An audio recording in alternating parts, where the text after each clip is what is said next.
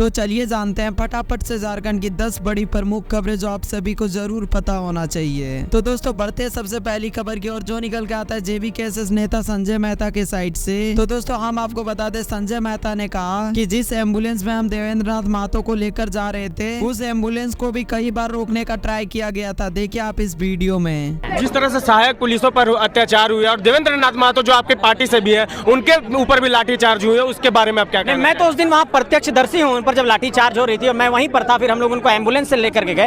आपको विश्वास नहीं होगा, जब हमारे साथी घायल हुए पुलिस की लाठीचार्ज में और हम लोग जिस एम्बुलेंस से उनको लेकर के जा रहे थे, पुलिस ने उस एम्बुलेंस को यू टर्न करके वापस करवा दिया और बोला कि अगर इसमें आंदोलनकारी लोग हैं तो नहीं जाने देंगे। फिर हम लोगों ने दूसरे एम्बुलेंस में उनको जाकर के रिम्स के ट्रामा सेंटर में एडमिट कराया, तुरंत एक्सरे कराया। एक्सरे में ये पता चला कि देवेंद्र जी को लगभग 18 से 19 जगह पर चोट आई थी। एक हमारे भाई संतोष, उनको भी चोट लगी लगभग 8-9 जगहों पर। तो बहुत ही बर्बरतापूर्ण तरीके से उन पर लाठीचार्ज हुआ था। तो बढ़ते हैं अगली खबर की ओर, जो निकल के आता है मुख्यमंत्री हेमंत सोरेन के साइड से। तो दोस्तों हम आपको बता दें, हेमंत सोरेन ने कहा इसी मंथ के अंत तक सिपाही भर्ती प्रक्रिया शुरू हो जाएगी। देखिए आप इस भाषण को। बहुत जल्द अब पुलिस की बहाली की दौड़ शुरू होगी। उसकी लगभग पूरी तैयारी कर ली जा चुकी है और इस महीने के आखिरी तक जो 15 लाख 18 लाख आवेदन मिले हैं सिपाही के, उसकी भी आप बहाली की प्रक्रिया शुरू कर लीजिए। बढ़ते अगली खबर की ओर, जो निकल के आता है टाइगर जयराम महतो के साइड से। तो दोस्तों हम आपको बता दें, टाइगर जयराम महतो ने कहा कि 75% रोजगार हमारे झारखंड को सुनिश्चित किया जाए। देखिए आप इस वीडियो में। हमारी मांग है 75% रोजगार सुनिश्चित हो झारखंडियों को। आप बंद कमरे में, एसी के महंगे कमरे में बैठकर क्या सोच रहे हैं, नहीं सोच रहे हैं, ये आपका विषय है। लेकिन यदि आप झारखंडियों के बारे में नहीं सोच रहे हैं, वो हमारा विषय होगा। और जब हम लोग अपने विषय को अगर ले लिया आन और मान शान के रूप में, तो फिर हमें नहीं लगता है आज जो कोयला की भूमि जिसको काला काला देख रहे हैं, इसे लाल होने में समय नहीं लगेगा।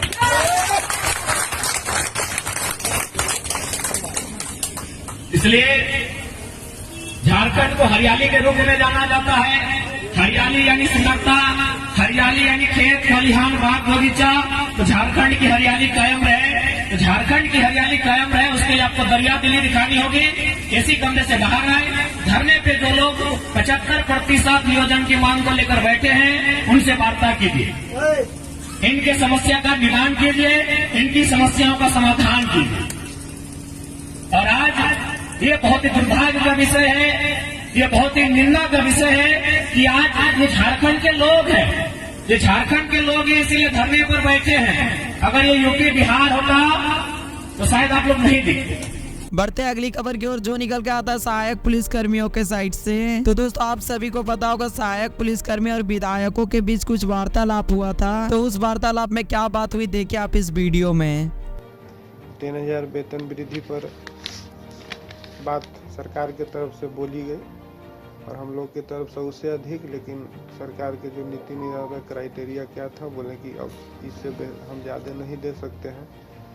तो उस पर हम लोग के थोड़ा भारी मन से स्वीकारना पड़ा। मेडिक्लेम हम लोग के जो नियमावली में था 50,000 रुपये, जो 2017 से 2024 तक अभी तक मिले नहीं आज तक, लेकिन यह सहमति और विश्वास दिलाई गई कि आइंदा भविष्य में जो गलती सरकार से हुई है वो नहीं होगी और आपको 50,000 जो है उसको हम 1 लाख मेडिक्लेम कर देंगे। और जो मृतक स्थिति में आश्रित परिवार को 2 लाख की मुआवजा थी हमारा 2017 की नियमावली में, उसको 2 लाख से बढ़ाकर 4,000 करने पर 4 लाख करने पर सहमति दी गई कि आज के समय में सरकार के पक्ष से रहा कि थोड़ा अनुकूल नहीं है, आप लोग के 4 लाख हम विचार व्यक्त कर रहे हैं। और पुलिस विभाग में है तो वर्दी की तो आवश्यकता है, तो वर्दी के लिए जो समान पुलिसकर्मी की वर्दी भत्ता दी जाती है वो दी जाएगी।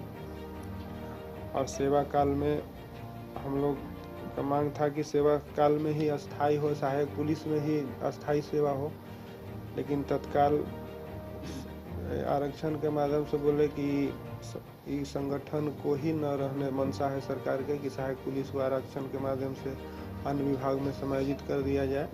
ताकि इसको एक अलग से फोर्स बनाने की आवश्यकता न पड़े।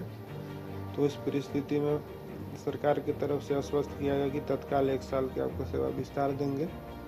बाकी हमारा प्रयास रहेगा कि आपको नियमित विज्ञापन के माध्यम से जो पुलिस विभाग के अन्य वैकेंसी है उसमें आपको बहाल कर ली जाए। और जो अवकाश के विषय था उसमें कुछ अवकाश पर सहमति बनी, कुछ पर नहीं बनी।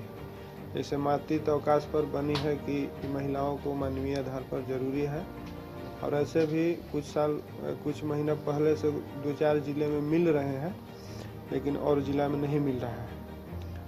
ये तमाम बिंदु पर सहमति बनी, विचार हुआ। तो हम लोग का जो मूल मांग था उस पर तो नहीं बना, लेकिन एक कदम आगे एक कदम पीछे होते उम्मीद पर हम लोग भी आशान्वित हैं।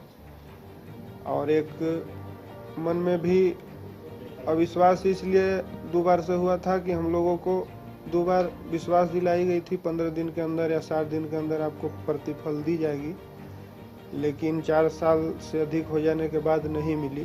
तो मंच के माध्यम से, मीडिया के माध्यम से सरकार के प्रतिनिधि यहाँ बैठे हैं, हम हाथ जोड़ के रिक्वेस्ट करेंगे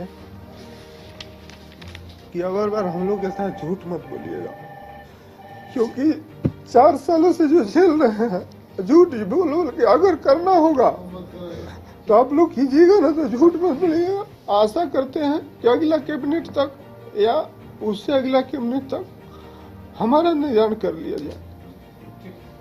बस ऐसी सहमति के साथ भविष्य में हम लोग अपना संघर्ष हर स्तर से रिक्वेस्ट करेंगे कि एक बेहतर जीवन मिले, और तत्काल परिस्थिति या स्थिति को देखते हुए हम आंदोलन स्थगित करेंगे। लेकिन कुछ बिंदु हैं जो बाकी हैं, हम आगे संघर्ष की अन्य माध्यम से जारी रखेंगे। बस यही आज के विमर्श का सारांश है। सो दोस्तों, आज के लिए मेरे पास इतना ही न्यूज़ था। अगर वीडियो पसंद आया तो make sure like and subscribe कर देना। मिलते हैं और नए वीडियो के साथ, तब तक के लिए टाटा बाय बाय।